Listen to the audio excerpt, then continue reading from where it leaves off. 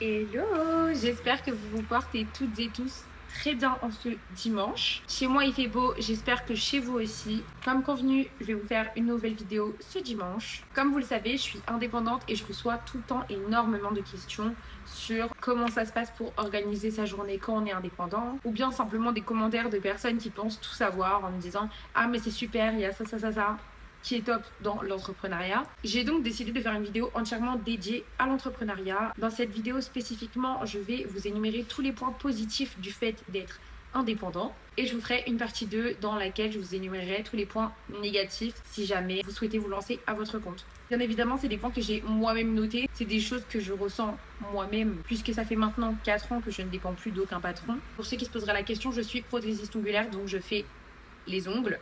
Mais du coup, depuis 4 ans maintenant, et j'en vis très bien.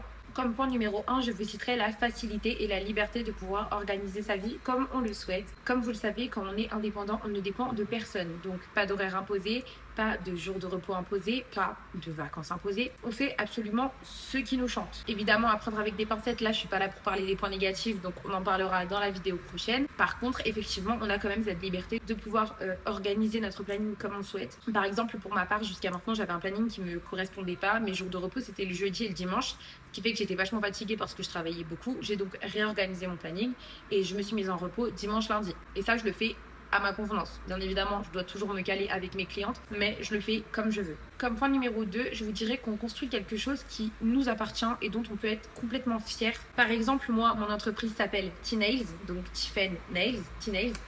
C'est mon entreprise.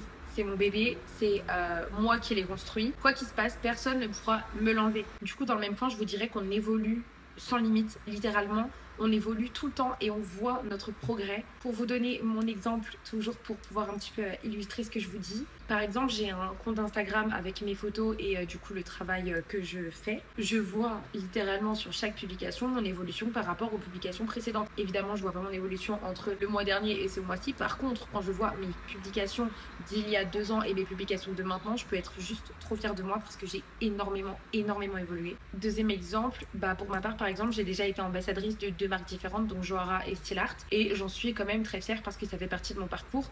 Et en général, quand tu es ambassadrice d'une marque, c'est que les marques ont repéré ton savoir-faire, ont repéré ton compte Instagram et qu'ils aiment ce que tu proposes. Ils te proposent donc de travailler avec eux pour leur marque, ce qui est quand même hyper gratifiant, surtout quand on n'a pas trop confiance en nous dans le milieu. Il faut savoir que quand on m'a proposé d'être ambassadrice de Joara, qu'à l'époque j'avais pas trop confiance en moi et du coup j'étais juste choquée qu'une marque me propose d'être ambassadrice. Pourtant maintenant que je vois mon travail à l'époque, c'était pas dégueu, mais voilà, ça c'était vraiment très gratifiant et je me suis dit ah oui, ça veut dire que j'ai quand même les compétences et je peux prétendre, on va dire, à être ambassadrice d'une marque. Troisièmement, je peux vous citer mon local. Comme je vous l'ai dit dans la vidéo précédente, ce local, j'ai mis beaucoup de temps à l'avoir. Ça fait très longtemps que je fais les ongles, ça fait 4 ans et demi. Pas longtemps, tout est relatif, mais ça fait 4 ans et demi que je fais les ongles. J'ai bossé dans le salon de chez moi. J'ai bossé dans l'institut de quelqu'un où je devais louer un bureau au milieu d'une pièce. Enfin, c'était pas très gratifiant. Ensuite, j'ai bossé dans la seule chambre de ma maison. Encore une fois, c'était pas super gratifiant. Et maintenant, je suis trop fière de moi parce que j'ai mon petit local. C'est pas un institut, on n'en est pas encore là.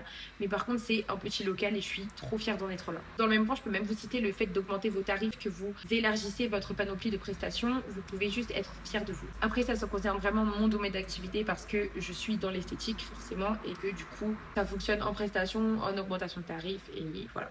Et d'ailleurs, en parlant de tarifs, il faut savoir que c'est vous-même qui augmentez vos compétences. Dans le sens où vous êtes dans une entreprise, vous devez attendre de négocier potentiellement une augmentation dans votre entreprise ou bien pouvoir changer de poste pour prétendre à un meilleur salaire. Lorsque vous êtes indépendant, lorsque vous voyez votre propre évolution, que vous estimez que votre travail vaut plus, alors vous augmentez et vous n'avez pas besoin de l'accord de qui que ce soit. Dans le prochain point, je vous dirais qu'on développe énormément sa confiance en soi, mais également ses compétences. L'entrepreneuriat va te pousser, quoi qu'il arrive, à te sortir de ta zone de confort. Ça va te pousser à te dépasser et à t'obliger à faire des choses que tu n'aurais pas fait de base. Exemple tout bête, quand on est dans l'entrepreneuriat, la plupart des gens se disent « Oh mais c'est super, tu peux te reposer quand tu veux, oh mais c'est génial, tu peux faire ce que tu veux ». En réalité, quand tu es réellement dans l'entrepreneuriat, tu veux toujours te dépasser, tu veux toujours faire évoluer ton entreprise, tu veux faire évoluer ta personne, tu veux te prouver à toi-même que tu es capable d'avoir plus, d'en donner plus, d'avoir plus de clients, plus de compétences. Et en réalité, tu t'arrêtes pas. Ça te fait aussi beaucoup gagner en autonomie. Quand tu es indépendant,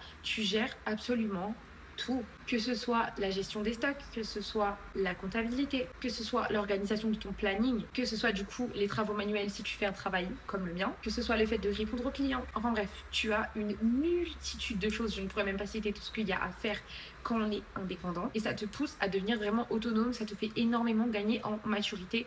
Et par exemple, si avant tu dépendais de quelqu'un pour faire tes papiers, vraiment tu vas apprendre à te débrouiller tout seul parce que tu n'as pas le choix. Mais je trouve que c'est une très bonne chose parce que ça te pousse à devenir plus mature et à prendre du coup en autonomie. Et concernant le fait de développer sa confiance, je trouve que c'est quelque chose de très gratifiant de pouvoir dire aux gens autour de nous qu'on a notre propre entreprise. Bon, moi maintenant ça fait littéralement 4 ans et demi, donc je fais plus forcément attention, mais c'est vrai qu'au début j'étais trop fière de moi quand les gens me disaient ce que je faisais dans la vie et que je disais je suis prothésiste ongulaire à mon compte. Ah, tu fais que ça? Je disais bah oui, je fais que ça. C'est vrai que pour les gens ça peut paraître fou de faire que ça, mais il faut savoir que dans tes débuts très souvent tu ne peux pas faire que ça, tu es obligé de compléter avec un autre boulot parce que tu n'en vis pas encore complètement, parce que tu n'as pas assez de clientèle. Mais quand tu commences à avoir suffisamment de clientèle et que tu peux prétendre à arrêter ton boulot pour faire uniquement ça, t'es tellement fière de toi et t'es tellement fière de le dire autour de toi. Et le dernier point, c'est celui que j'aurais même dû citer en premier, c'est la passion. Il n'y a rien de tel que de se lever et de ne pas être dégoûté d'aller au travail. Évidemment, quand tu te lèves, tu as la flemme de te lever, mais une fois que tu es au travail, tu n'es pas dégoûté. Tu te dis pas, oh là là, quand est-ce que la journée est terminée? Non, parce que tu sais que ce que tu fais, c'est quelque chose qui te passionne,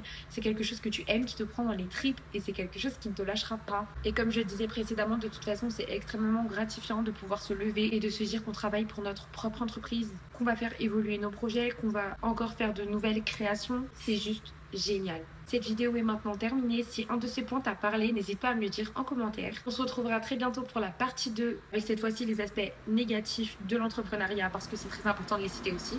Si cette vidéo t'a plu, n'hésite pas à liker et t'abonner pour m'encourager. De mon côté, je te dis à dimanche prochain et je te fais de gros bisous. Ciao!